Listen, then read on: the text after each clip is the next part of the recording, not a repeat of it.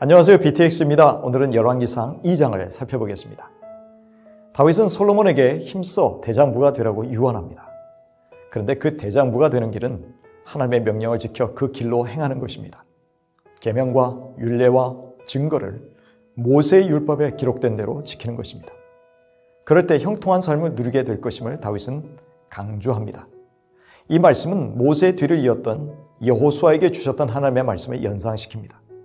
하나님은 다윗의 자손들이 그 계명을 잘 지키고 마음과 성품을 다하여 하나님께 진실히 행한다면 그들이 계속해서 왕위에 오를 것이라고 약속하셨습니다. 이것이 다윗 왕조가 형통하게 되는 비결이었습니다. 이처럼 말씀에 대한 순종이 형통한 삶을 보장한다는 진리가 다시금 반복 강조되고 있습니다. 다윗은 생전에 처리하지 못한 문제들을 솔로몬에게 부탁합니다. 그중 하나가 요압이 저지른 2번에 걸친 비열한 살인에 대한 사법적 처리입니다. 또한 다윗이 피난 시절에 그를 정성껏 도왔던 바르실레의 가문에는 보온을 부탁하고 피난가는 다윗에게 저주를 퍼부었던 베냐민 지파 사람 시므이를 무주한 자로 여기지 말라고 지혜롭게 처리하라고 당부합니다. 다윗은 이스라엘의 위대한 왕이요 목자로서 40년 파란만장한 세월을 보냈습니다. 그러나 그도 역시 모든 사람들이 가는 길이요 조상들이 갔던 길을 따라 죽어 장사됩니다. 그리고 이스라엘 나라는 하나님이 선택하신 솔로몬 왕의 즉위를 통해 더욱 견고해집니다. 그런데 아도니아는 아직도 그가 갖고 있었던 왕좌에 대한 미련을 버리지 못했습니다. 하나님이 자기를 택하지 않았음에도 불구하고 그 하나님의 뜻을 아직도 받아들이지 못한 것이죠. 솔로몬 왕의 어머니인 밧세바에게 찾아와서 솔로몬이 차지한 왕좌가 자기 것이었다고 말합니다.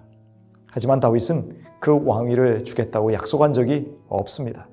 물론 하나님도 아도니아에게 그런 말씀을 하신 적이 없습니다.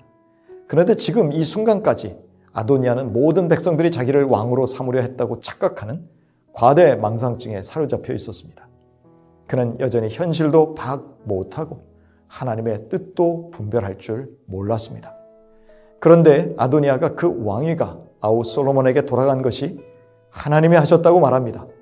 그래서 아도니아가 이제 정신을 차렸다고 안심할 찰나에 아버지의 후궁인 수넴 여자 아비삭을 자신에게 아내로 달라고 요청합니다.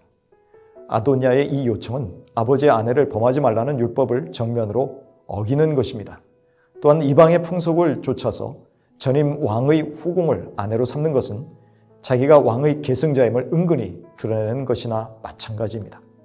그렇다면 이러한 행위는 솔로몬의 왕권을 계속 흔들겠다는 의도로 충분히 해석 가능한 것이지요. 자기가 원래 백성들의 지지를 받는 왕자였다는 착각 속에 사는 사람이 아비삭까지 아내로 두게 된다면 그가 언젠가 사람들을 모아서 반란을 일으킬 것은 너무나 뻔한 일이 될 것입니다. 이러한 아도니아의 요청은 반성과 회개가 없이 또다시 하나님의 뜻을 거스르는 반역의 자리로 나아가겠다는 속내를 드러낸 것입니다. 이것을 간파한 솔로몬이 지체하지 않고 아도니아를 제거합니다. 솔로몬은 하나님이 자기를 왕으로 세우셨는데 하나님이 세우신 자리를 넘보는 자를 하나님의 이름으로 처단한 것입니다. 솔로몬은 무자비한 왕이 아니라 하나님의 뜻에 반하는 아도니아를 처단한 것입니다. 이렇게 어리석은 아도니아는 아까운 목숨을 잃고 맙니다. 아도니아는 다윗의 아들들 중 목숨을 잃은 4번째 아들인 셈입니다. 야고보서 1장 14절 이하입니다. 오직 각 사람이 시험을 받는 것은 자기 욕심에 끌려 미혹됨이니 욕심이 잉태한 즉 죄를 낳고 죄가 장성한 즉 사망을 낳느니라. 엘리의 후손으로서 아도니아를 지지했던 제사장 아비아달이 파면되므로 하나님이 과거 실로에서 엘리에게 말씀하신 예언이 성취되었습니다. 요압 역시 다가오는 죽음을 직감하고 제단의 뿔을 잡습니다. 하지만 그는 무고한 장군들을 고살한 살인자였기 때문에 제단에서도 죽일 수 있었습니다. 선친의 유언을 솔로몬이 즉시 실행한 것입니다.